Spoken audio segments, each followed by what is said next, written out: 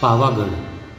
मित्रांनो, भारतातील 51 शक्तिपीठांपैकी जशी 3.5 शक्तिपीठे महाराष्ट्रात आहेत, जशी की महालक्ष्मी, तुळजाभवानी, रेणुका आणि सप्तशृंगी, तसंच पावागड हे देखील गुजरातमध्ये असलेले एक शक्तिपीठ आहे. म्हणून या तीर्थक्षेत्राचे धार्मिक असे महत्त्व आहे. चला तर मग या व्हिडिओच्या माध्यमातून या तीर्थस्थळाबद्दल संपूर्ण जाणून घेऊया.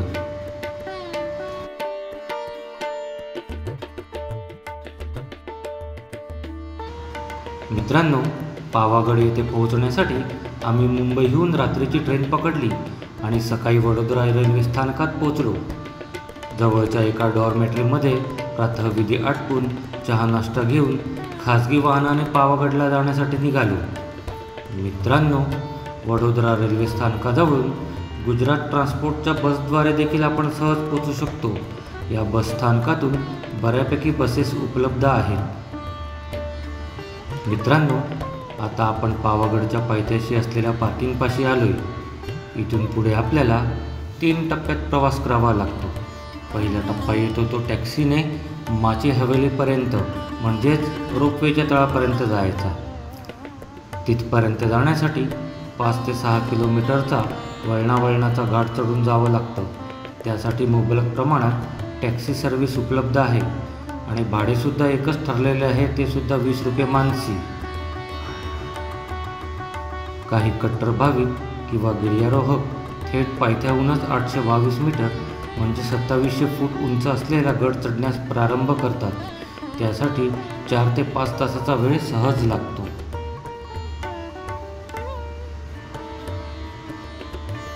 टॅक्सीने रोपवेच्या तळापर्यंत गेल्यानंतर विजेच्या पाळण्यातून म्हणजेच उडण खटोल्यातून 750 मीटर खड्या चढाईचा रोमांच अनुभवता येतो. ही 750 मीटरची चढाई पूर्ण करायला 6 मिनिटे लागतात. पण ही 6 मिनिटे आपल्याला रोमांच साहसासोबत नैसर्गिक सौंदर्याचा देखील अनुभव करून देतात. उडण खटोल्यातून प्रवास करण्यासाठी 150 रुपये मोजावे लागतात. यात परतीचा प्रवाससुद्धा समाविष्ट आहे. याशिवाय आपण उडण खटोल्याच्या वेबसाईटवर जाऊन आधीच तिकीट आरक्षित करू शकता, म्हणजे तिकीट काउंटरवर वेळ घालवायला नको. हा रोपवे मार्ग सकाळी 6 ते सायंकाळी 6:45 पर्यंत कार्यरत असतो. याची नोंद घेऊनच आपण यात्रेची आखणी करा. आपण पाहू शकता, हा रोपवे अत्यंत आधुनिक आणि व्यवस्थित सुविधा असलेला आहे. तेवढाच तो सुरक्षितसुद्धा आहे. त्यामुळे कोणतीही भीती न बाळगता त्यातून हिरवळ आणि आजूबाजूच्या डोंगरदऱ्यांचे मनमोहक दृश्य आपल्याला निहाळता येते. आता काही वेळ फक्त निसर्गाचा, उंच चढाईचा, उंचावरून दिसणाऱ्या विस्तीर्ण प्रदेशाचा आनंद घेऊया.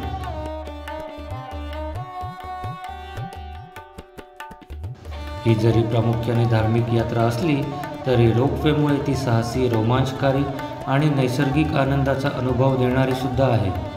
म्हणूनच भाविकांसोबत अनेक गिर्यारोहक आणि पर्यटकसुद्धा या गडाला भेट देतात.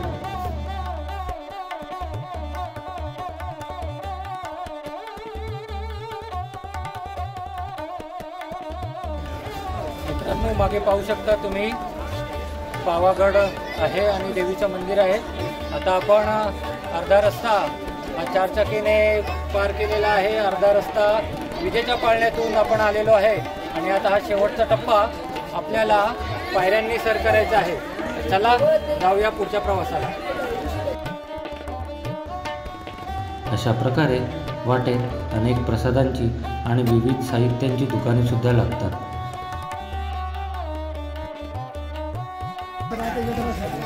हा आहे दुधिया तलाव, याला म्हणतात दुधिया तलाव. पावागडावरती जाताना थोड्या अंतरावरती आपल्याला लागतो. आपल्याकडे जशी सासनकाठी असते त्या पद्धतीचे एक सगळ्या ध्वजा लोकांनी भक्तिभावाने येऊन इथे अर्पण केलेल्या आहेत. ती काठी आपल्याला इथे दिसत आहे तलावाच्या पलीकडे. आणि तलावाचं असं सुंदर मनोहर दृश्य, त्याचं प्रतिबिंब पहा. मित्रांनो, इथे जी देवीची मूर्ती आहे ती देवी पार्वती, दुर्गा आणि सती यांचे शक्तिस्वरूप असलेल्या काली मातेचे रूप आहे.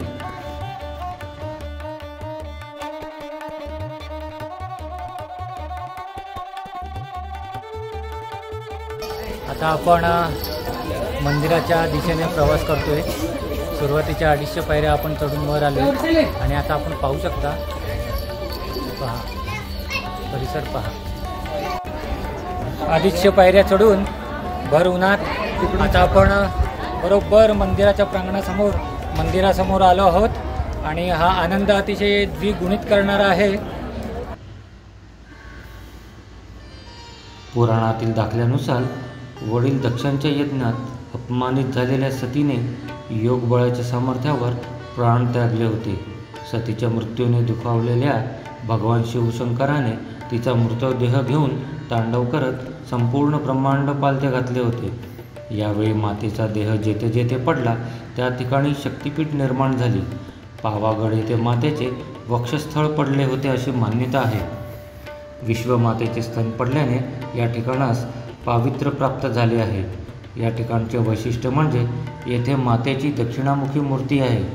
येथील पहाडास गुरु विश्वामित्रांचेही वास्तव्य लाभले आहे.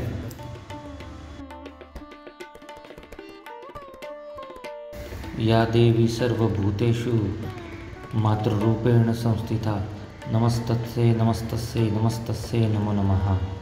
मित्रांनो, आता हे जे आपण भव्य स्वरूप पाहत आहात त्याचा जीर्णोद्धार 2022 साली भारताचे पंतप्रधान नरेंद्र मोदींच्या हस्ते झाला.